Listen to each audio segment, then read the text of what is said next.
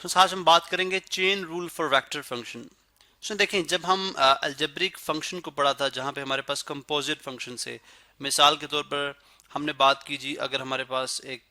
Function है algebraic, basic algebraic function y is equal to 4x square plus 5 की power 1/2। ठीक है। अब दरअसल हमने देखा जी ये एक कंपोजिट फंक्शन है, ठीक है, क्योंकि जब आप इसको डिफरेंशिएट करते हैं, ठीक है, जब आप इसका डेरिवेटिव लेते हैं D Y by D X, तो हम क्या करते हैं, अगर आप देखें तो D Y by D X को हम किस तरह से डिफरेंशिएट करते हैं। सबसे पहले हम इस गिवन फंक्शन को डिफरेंशिएट करेंगे, ठीक है, किस तरह से, D by D x of 4x square plus 5 की पावर 1/2 एज ए होल। उसके बाद हम विदाउट इस पावर के हम डिफरेंशिएट करते हैं, इस पावर के हम डिफरेंशिएट करते हैं किसको, 4x स्क्वेयर प्लस 5 को, और ये इसी तरह से ये चेन रूल हमारे पास मूव करता जाता है। ठीक है, बिल्कुल ऐसा ही जो है वो रिलेशनशिप या ऐसा ही फार्मूला हमारे पास वेक्टर फंक्शन के लिए भी है। फर्ज करें हमारे पास अगर एक फंक्शन हो एफ ऑफ टी, ठीक है, वो कोई भी फंक्शन है, ठीक है, इसी तरह से एक स्केलर फंक्शन है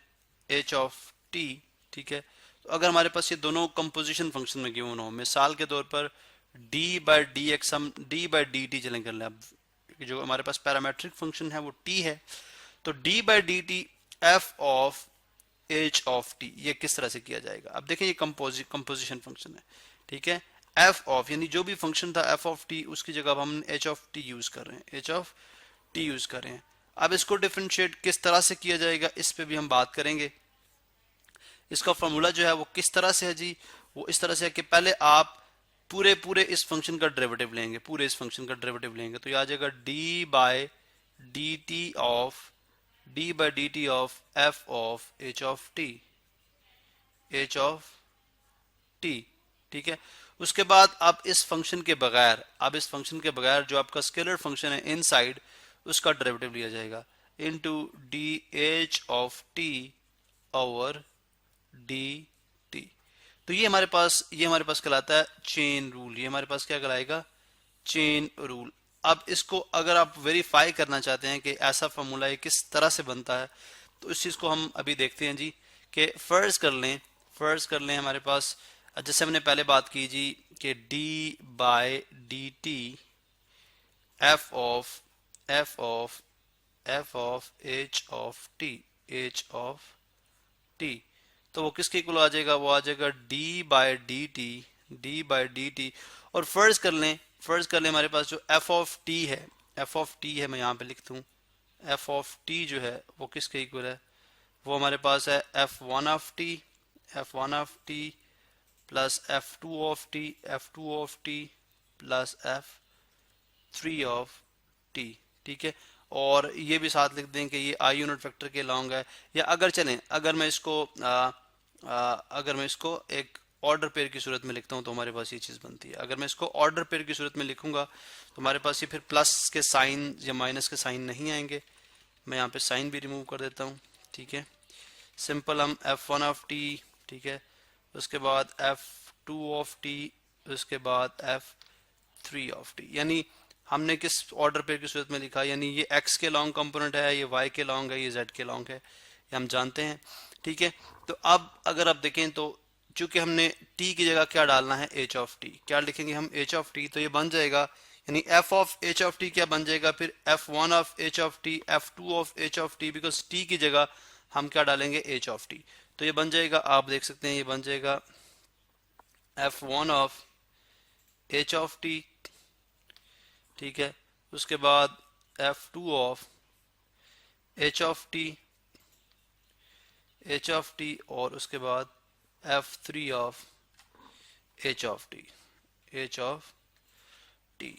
तो ये अब याद रहे कि हम इसको सिर्फ इसका जो ऑर्डर पेयर फंक्शन है, यानी इस सेंस में हम इसको लिख रहे हैं, हम इसको I unit vector J unit vector की तरह से नहीं लिख रहे,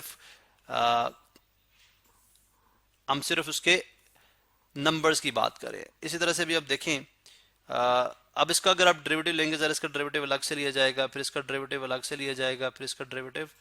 अलग से लिया जाएगा। अब अगर आप इसका डेरिवेटिव लेंगे तो ये बन जाएगा f1 prime h of T, और उसके बाद f1 के बगैर लेंगे तो आ जाएगा h prime of T, h prime of T. इसी तरह से आप इसका लेंगे तो आ जाएगा f2 prime h of T, और f2 के बगैर लेंगे तो आ जाएगा h प्राइम ऑफ टी। उसके बाद अगर आप थर्ड को देखें तो आ जाएगा f3 prime h of T,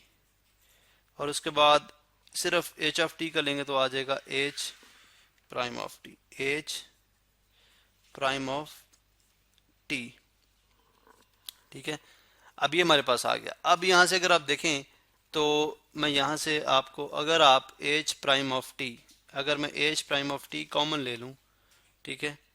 h prime of T जो कि हर एक में आ रहा है, h प्राइम ऑफ टी अगर मैं कॉमन ले लूं तो मेरे पास क्या रह जाएगा, मेरे पास, या इस तरह कर लें, h प्राइम ऑफ टी यानी आ जाएगा f1 prime of h of T. ठीक है, उसके बाद f2 prime of h of T, और f3 prime of h of T,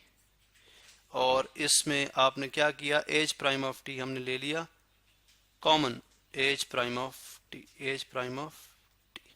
अब यही तो हमने प्रूव करना था। देखें, अगर आप